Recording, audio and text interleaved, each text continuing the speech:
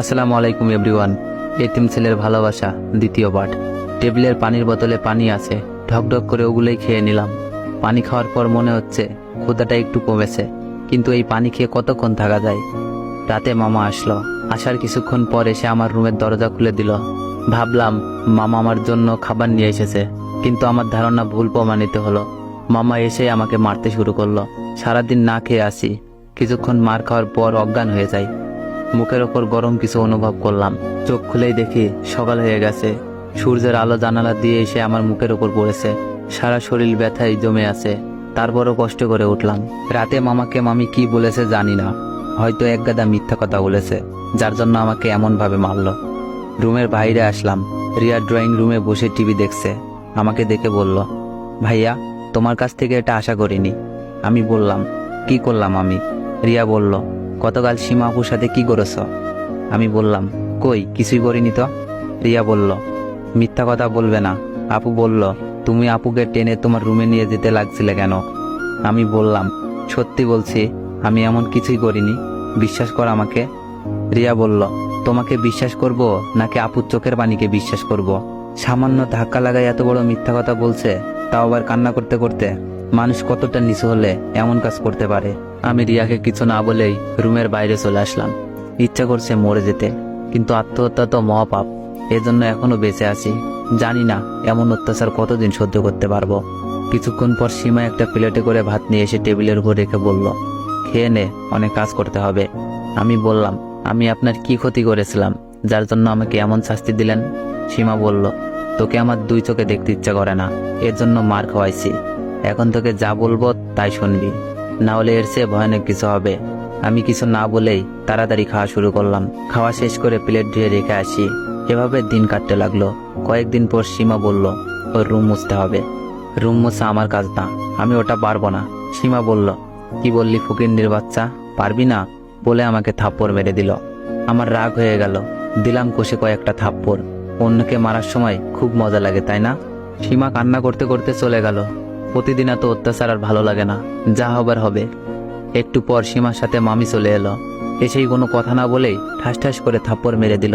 আমার বোনের মেয়ের শরীরে হাত দেওয়ার মজা তোকে কড়াই গন্ডায় বোঝাবো। সীমা বলল, খালামণি, এই লুচ্চাটা আমাকে একা পেয়ে জড়িয়ে ধরছিল। আমি ছাড়ার চেষ্টা করছি, কিন্তু আমাকে থাপ্পড় মারছে। আর দেখো, আমার জামার হাতাও ছিঁড়ে দিয়েছে। আমি তাকিয়ে দেখি ওর সত্যি সত্যি ওর জামার হাতা ছেঁড়া।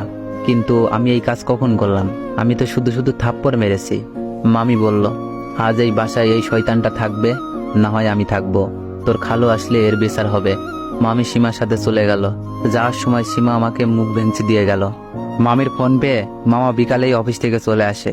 এসেই আমাকে মারতে শুরু করলো। রিয়া এসে বাবাকে বাধা দিয়ে বলল, আব্বু থামো, আর মারলে ভাইয়া মরে যাবে। মামা বলল, তুই চুপ কর।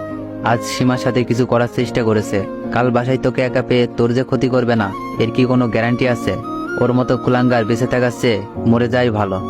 মারের চোটে চোখ দিয়ে পানি গড়িয়ে পড়ছে, কিন্তু গলা দিয়ে কোনো আওয়াজ বের হচ্ছে না। অনেক পানি পিপাসা লেগেছে। কোনো মতে বললাম, পানি। মেঝেতে পড়ে আছি। মামা বেল দিয়ে মেরেছে, পিঠ কেটে রক্ত বের হচ্ছে। ওদের কাছে আমি পশুর চেয়ে খারাপ কিছু, এজন্য পানি চাওয়ার পরও কেউ পানি দিল না। মনে হচ্ছে মৃত্যু আমার খুব নিকটে। মনে হচ্ছে বাবা মাকে সামনে থেকে দেখতে পাচ্ছি। এরপর আর কিছুই মনে নেই। রাতে জেগে দেখি শরীরে ব্যথায় টনটন করছে, এদিকে গলা শুকিয়ে কাঠ হয়ে গেছে। কোনো রকমে উঠে ট্যাপের পানি খেলাম।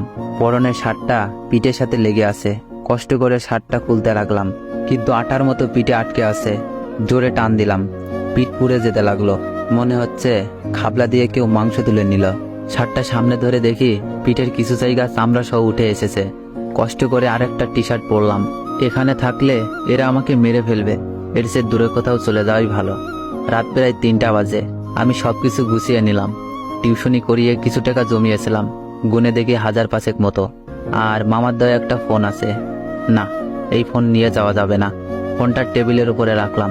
এরপর মামার জন্য একটা চিঠি লিখলাম। প্রিয় মামা, তুমি জানো ছোটবেলা থেকেই বাবা মা মারা যায়। এরপর থেকেই তোমাকে বাবা আর মামিকে মায়ের মতো মানি। মনে হয় না তোমার কথায় কখনো অবাধ্য হয়েছি। তারপরও তুমি আমাকে বিশ্বাস করতে পারলে না। বিশ্বাস কাচের মতো, কারোর উপর একবার বিশ্বাস ভেঙে গেলে তাকে আর বিশ্বাস করা যায় না। জানি না কি জন্য সেদিনের অ্যাক্সিডেন্টে আমি মারা গিয়েছিলাম না। মরলে আজকে এই দিন দেখতে হতো না। তোমার মারের চেয়ে কথার আঘাতগুলো বেশি লেগেছে। একদিন ঠিকই বুঝবে ভুলটা কার ছিল, আর সেদিন তুমি আমাকে খুঁজবে কিন্তু পাবে না। মনে করতাম মা বাবা নেই তো কি হয়েছে, তোমরা তো আছো, কিন্তু উপরওয়ালা সবার ইচ্ছা পূরণ করে না। আমার তো মনেই ছিল না আমি এতিম। এতিমের কেউ থাকে না, শুধু শুধু মায়া বাড়াইছি। কাউকে কোনো অভিশাপ দিব না, এটা আমার কপালে আছে। যাই হোক, মামি আর আমার ছোট বোনটার খেয়াল রেখো। কথা দিলাম আজকের পর এই কুলাঙ্গারকে তোমরা সামনে দেখবে না। সিডিটা ভাঁজ করে ফোনের নিচে রেখে দিলাম। এরপর ব্যাগ কাঁধে নিয়ে বাসা থেকে বের হয়ে আসলাম। এখন আমি যাব কোথায়? এই দুনিয়ায় আমি একা। এই রাজশাহী শহরটা আমার কাছে বিষাক্ত মনে হচ্ছে। এখানে থাকলে হয়তো অল্প দিনের ভেতরেই মারা যাব। এখান থেকে দূরে কোথাও চলে যেতে হবে, যেখানে আমাকে কেউ চিনবে না। তো এভরিওয়ান, গল্পটা কেমন লাগছে সবাই একটু কমেন্টে জানাবেন। আর যারা যারা পরের পার্ট চান তো একটু বেশি বেশি কমেন্ট করুন, আর ভিডিওতে একটু বেশি বেশি কপি লিঙ্ক করে দিন। ধন্যবাদ।